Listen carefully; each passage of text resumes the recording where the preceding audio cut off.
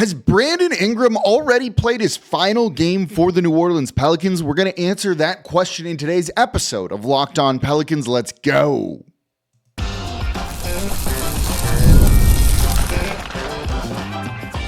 You are Locked On Pelicans, your daily New Orleans Pelicans podcast, part of the Locked On Podcast Network, your team every day. Welcome to another edition of Locked On Pelicans, the daily podcast covering your favorite team, the New Orleans Pelicans and NBA, part of the Locked On Podcast Network, your team every day, available wherever you get your podcasts and available on YouTube. I'm your host, Pelicans Insider, credential member of the media, Jake Madison, at NOLA Jake on Twitter. Here with y'all on this Thursday, not after the Pelicans play a game, because that game against Milwaukee Bucks was postponed. We'll touch on that in the third segment of today's show. Had a bit of a snow day yesterday, even here on Locked On Pelicans. I was feeling a little under the weather after the cold, feeling good now. We got a lot to talk about because I'm asking you this question. Has Brandon Ingram already played his final game for the New Orleans Pelicans? I'm going to give you my answer in this episode, but I think it might be. So we're going to break down why that might be, what is the update on the trade rumors and all of that, and that goes into maybe Ingram never playing another game for the New Orleans Pelicans. Today's episode of Locked On Pelicans is brought to you by Game Time. Download the Game Time app, create an account, and use code LOCKEDONNBA for $20 off your first purchase. And of course, thank you for making Locked On Pelicans your first listen today and every day. We're here Monday through Friday, the #1 Pelicans podcast covering everything you want to know about this Pelicans team. So please subscribe wherever you get your podcasts. Join over 11,000 Pelicans fans on YouTube as well. And become an everydayer. That means you listen Monday through Friday to Locked On Pelicans. And let me know if you're an everydayer in the comments down below. So has Brandon Ingram already played his final game for the New Orleans Pelicans? There's a couple of reasons that I'm asking this, primarily around trade rumors and his injury. So let's start with the trade rumors. The trade deadline is 2 weeks away. 2 weeks away. It's February 6th. And right now it sounds like any sort of trade action for Brandon Ingram isn't happening. They're dead. The talks not occurring here. And now I'll explain more in the next segment, but as of now, I don't see Ingram playing before the trade deadline. So if he's traded, then he's played his final game, right? But hold on that thought here. So let's get into this. This comes from Jake Fisher of the Steinline Substack. Highly recommend paying and subscribing for that. And he says, quote, Ingram's name very rarely comes up in conversations with league personnel. It's been that way ever since the former All-Star forward went down with an ankle injury on December 7th, end quote.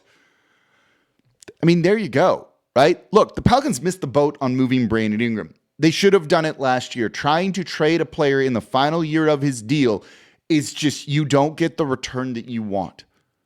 Look at some of the issues that the Miami Heat are dealing with Jimmy Butler has to do with that. Just that. Final year of his deal, are you going to pay him that kind of money for whoever's trying to acquire him? He could just leave for nothing. So why would you offer anything good? You don't, right? Like, that was a bit of an issue with the Anthony Davis trade. Now, it ended up working out there, but look, Brandon Ingram isn't on the level of an Anthony Davis. And which is a little bit ironic given that he came over in that deal as the centerpiece of all of that. You know, if Ingram wants max money and there's no reason to think that he's come down from that number, well, then no one wants to pay him that. I get he might feel he's worth that. Feel you're worth whatever amount. And why wouldn't he feel that he's worth the max? But being realistic about it, it doesn't look like that's a thing at all here. At all when it comes to this. So if no team's going to pay him that, well, that's how you guarantee that if you trade for him, that you will keep him beyond next season. You know, it had been reported that, you know, there were a lot of talk of him potentially going to Utah, things like that. They even talked about it on the Steinline Substack as well, and in the know. And, you know, it fell apart because he's like, yeah, I'm not going to re-sign there. So they just kind of pulled out and weren't going to make any sort of offer for Brandon Ingram. That makes a ton of sense. Why would you give up anything of value here for Brandon Ingram? And at that point, then it just comes, you know, about the return for New Orleans. And if it's not going to be good, I don't know if they're going to kind of make that sort of move.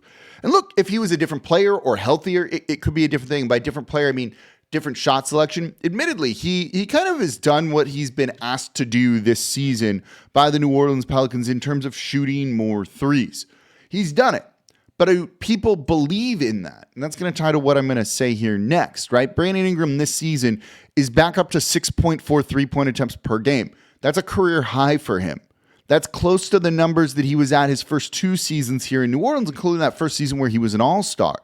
But last season it was 3.8. The year before that it was 3.6. The year before that it was 4.1.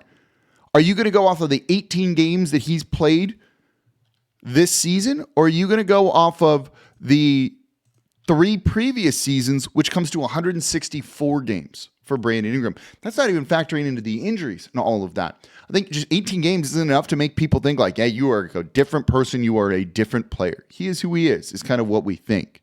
And I think other teams think the same thing. But okay, hold on. Let's say he does end up playing before the trade deadline, comes back in a week. Here's what Jake Fisher goes on to say, quote, "There remains a chance Ingram returns to New Orleans lineup with roughly a week's worth of games before the deadline," sources say, "which would at least give potential suitors a more current reminder of his abilities," end quote. Here's the thing with that. No one needs to see him play. No one needs to see him play. A week's worth of games won't change his value. That's not going to change his value at all. 18 games this season of him doing the right thing, and he's a better defender than people give him credit for. 3 games that you're going to get in a week, max of 4, that's not going to change anyone's opinion here. So because of that, no, I don't see him playing before the trade deadline to like up his value or something like that. And if it does change his value in the eyes of somebody, that's a bad general manager. Remember when Dell Demps, maybe you haven't been following the team long enough. Remember when Dell Demps overpaid Solomon Hill because of like 4 playoff games with the Indiana Pacers, and how did that work out? So yeah, it can happen, but no, it usually doesn't. So what this boils down to is I don't see him getting moved. I said this on nearly every TV station in the city this past weekend. So what that means is you're letting him walk for nothing. And that sounds bad, but actually isn't. It's better than taking on bad contracts. The team needs to get their cap in line for next season too. So letting him walk rather than taking on really bad, unmovable deals, it's fine. Is that what you want? No. But is that what you can deal with rather than taking on a bad $20 million contract, bad $15 million contract, or a bad $30 million, $36 million player? Yeah, I think that's what is a smarter and more prudent move for this franchise and the long-term health of it and trying to get back into the playoffs. And that's something that we're going to talk about in tomorrow's show when we talk about maybe this organization isn't aligned in the way that you want, and that is a very big problem if that's the case, in my opinion. So, well then, what you might be saying is, if he's not traded, then he's going to play again for the team, right? He's going to play again for the Pelicans. So the premise here of has Brandon Ingram played his last game for the Pelicans, which I'm kind of hinting at if you're not getting, is like, yeah, I think he might have. If it's like, well, if he's not traded, he'll come back from injury and play. That kind of kills that argument, right? Kills that idea, kind of undermines the whole premise of the show here. But in the words of Lee Corso, not so fast, my friend.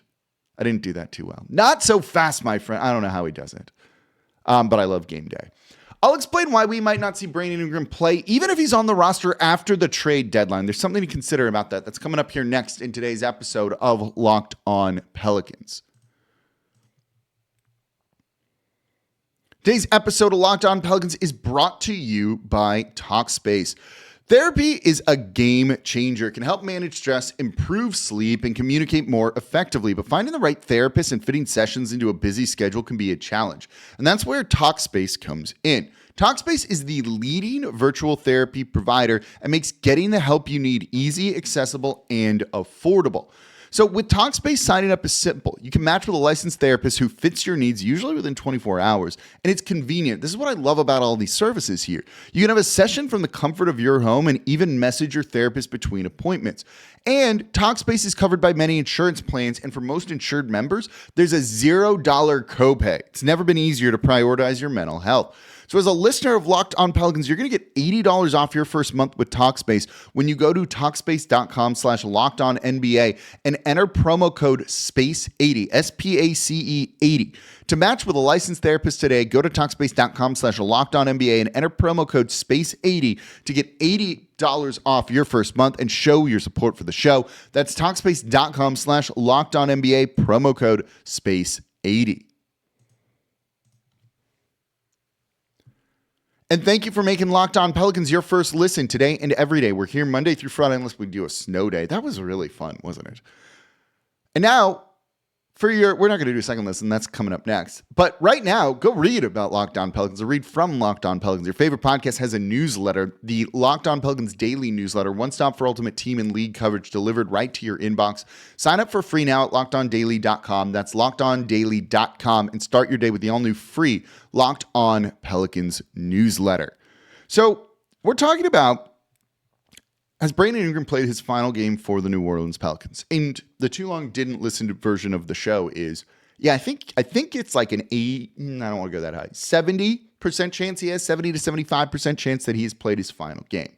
So we just went over though, and right, like this doesn't make a ton of sense on the surface of, I don't think he gets traded. I think they just let him walk. So he's going to be on the team the rest of the season. So he's going to play again, right? I don't know. Like, I really don't know on this one, y'all.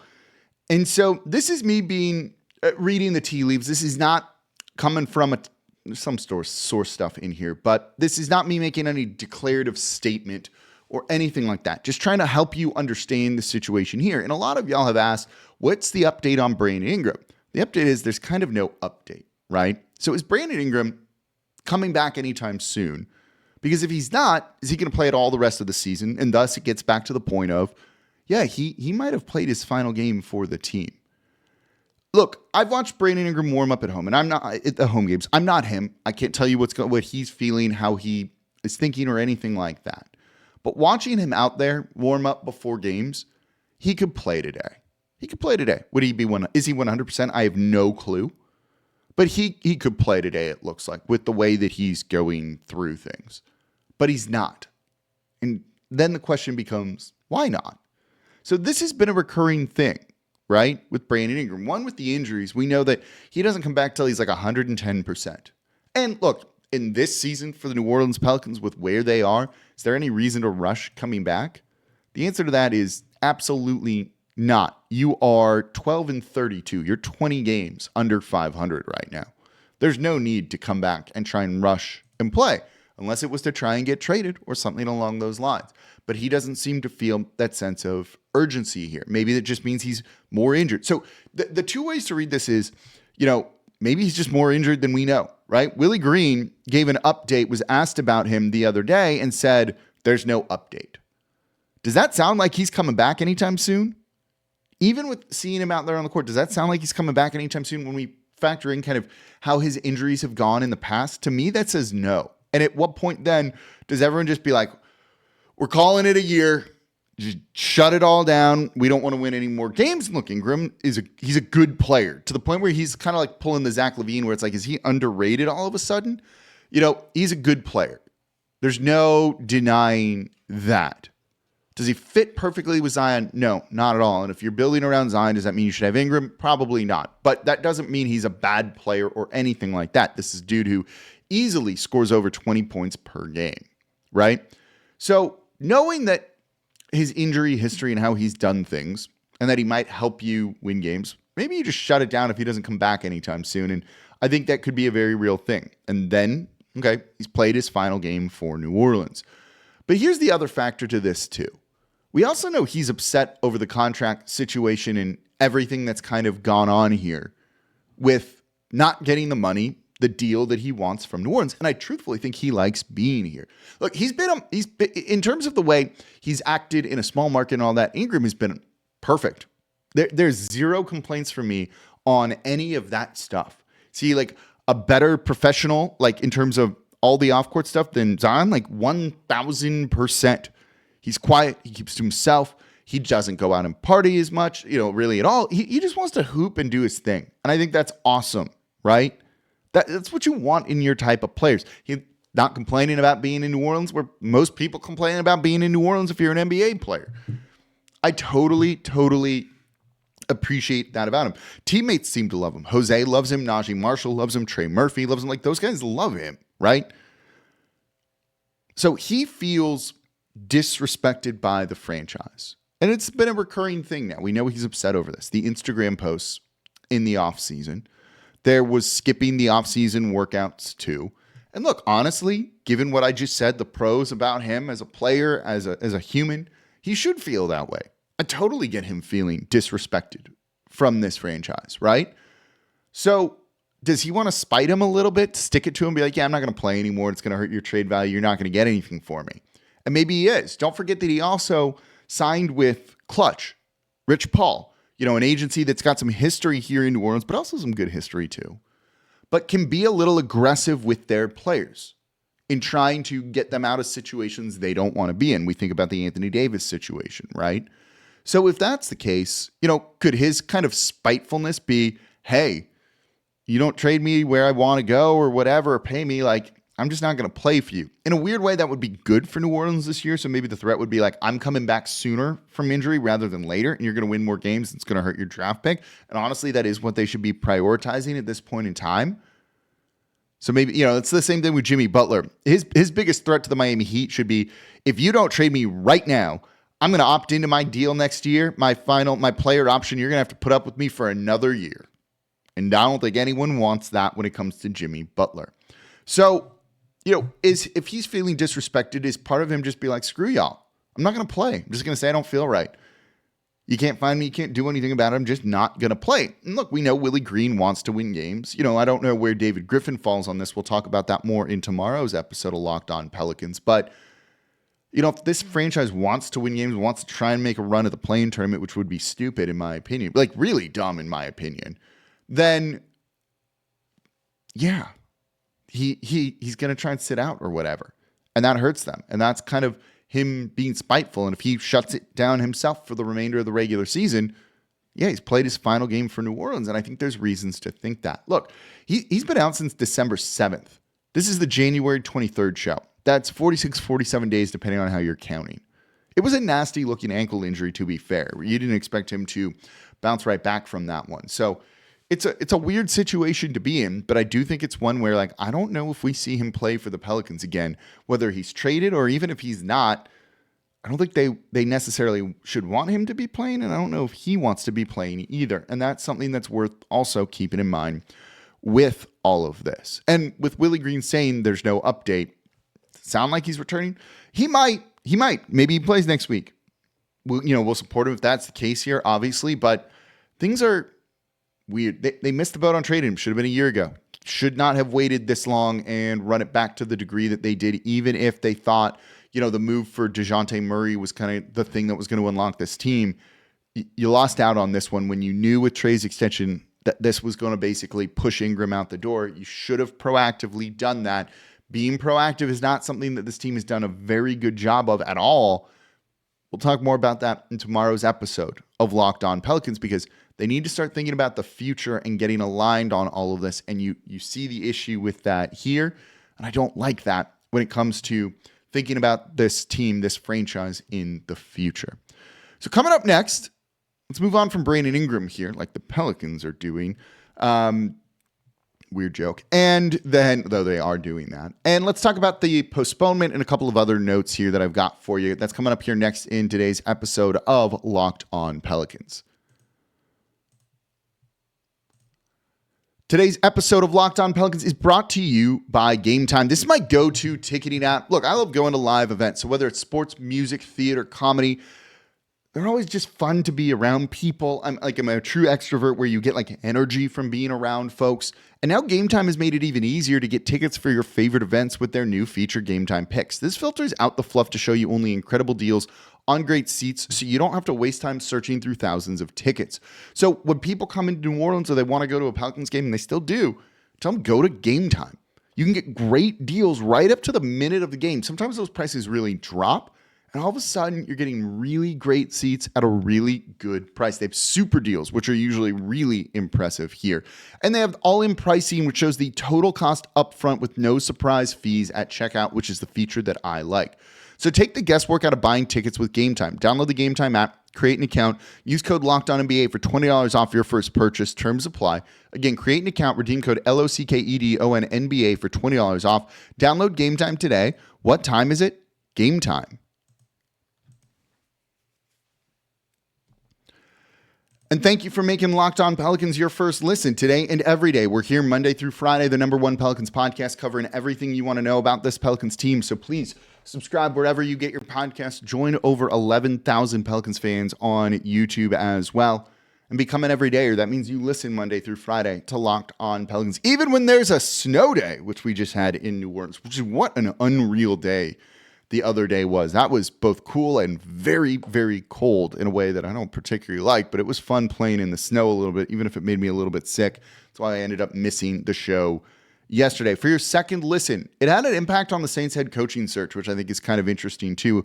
Locked On Saints, part of the Locked On Podcast Network, your team every day, is going to break it all down. Ross Jackson, good dude over there, covering everything you want to know about the black and gold. Go make Locked On Saints your second listen today. So normally this was going to be a post-game podcast. The Pelicans taking on the Milwaukee Bucks. What did we see? What did we learn? Maybe Zion was going to be playing, maybe not. He was listed as questionable for that one. In a weird way, the postponement, probably gets him another game under his belt if he wasn't going to be playing this year. And Zion should play as much as possible. That is an important thing. It's going to be weird trying to kind of balance the winning, but also needing a high draft pick too, but also wanting to play Zion minutes.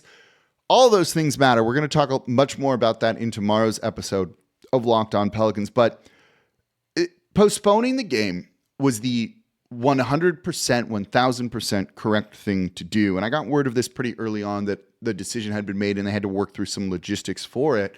So postponing it is the right thing. And I think it's, I saw people saying on there that it was like ironic that the Bucks always have snow and things like that. Yeah, sure. But the Bucks don't handle snow. The Pelicans can play if it's snowing outside. It's, do you have buses that you can get you there? Are your roads iced? Which downtown, no, they weren't. They might have been snow plowed, but there was still ice everywhere. It would have been very dangerous to have people go to that game with the driving and all of that. I can't tell you, just walking around, literally to go get some food yesterday, how many times I just ate it in the snow because I don't in the ice at that point on Wednesday because I don't know how to walk in that stuff. This would have been a terrible, terrible idea, asking people to not just go to the games. Everyone can make their own decision if they had done that, right? Even if the game was being played, I was probably not going to go to that one just because, no, I don't need to deal with this, right? You probably felt the same way. There's going to be no one in that building had they played. It's the ushers, the bartenders, security, everyone that works at that arena, in that so many more people than you think. Do you think game day operations people wanted to go kind of risk their driving and all of that for maybe 2,000 people in the arena for a game? They would have done it, certainly, but no, of course not. So postponing that game was the absolute correct thing to do, and I want to give the Pelicans, the NBA, and the city of New Orleans credit for all of that. Look, the city actually seems like it handled it relatively well. It doesn't seem like there were tons of power outages. People seem to do the correct thing. We didn't hear any crazy stories, at least that I saw, of all of that. Shout out to all of the sports anchor people of, Fletcher, Garland, Sharif. I'm thinking of others too that I regularly go on with that were kind of pressed into service and out there in the streets doing all the things. I saw Madeline out there too. It was really cool to see everyone just kind of out there doing the whole thing. So they will make this game up. This won't be canceled or anything like that. It will get made up. In what capacity and when, I am not sure. So you will still have a chance to see Giannis play here in New Orleans. The real question, which I find the most fascinating thing, is the Bucks play on Thursday at home. I don't think they left New Orleans on Wednesday because I don't think there were any flights out of MSY.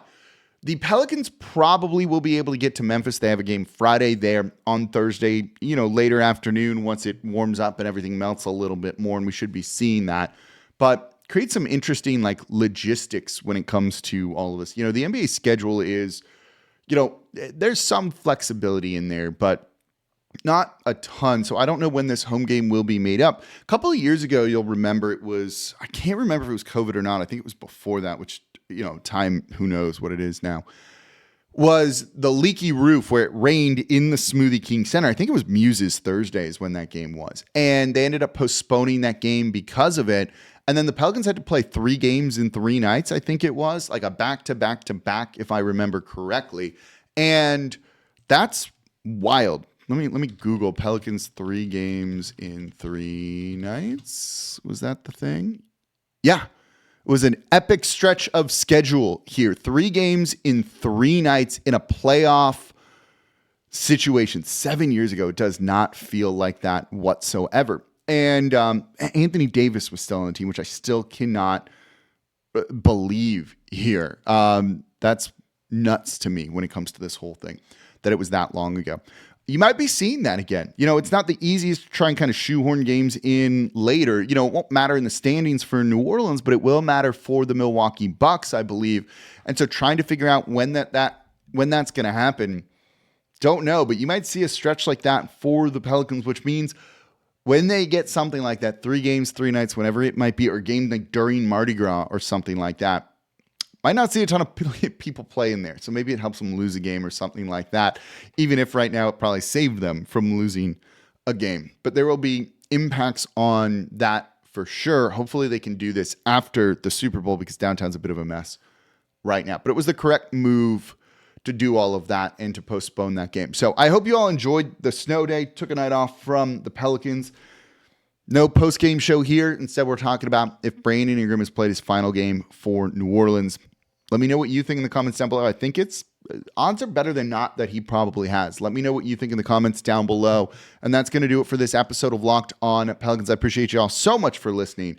Tomorrow, we are going to talk about is there organizational misalignment, why that's a bad thing, and how they can fix that. There's one easy thing you can do, which they won't do to fix that right away. But there's a couple other things that they can do too that I think would be really important as well. That's coming up in tomorrow's episode of Locked On Pelicans. As always, I'm your host, Jake Madison, at NOLA Jake on Twitter. I'll be back with y'all tomorrow.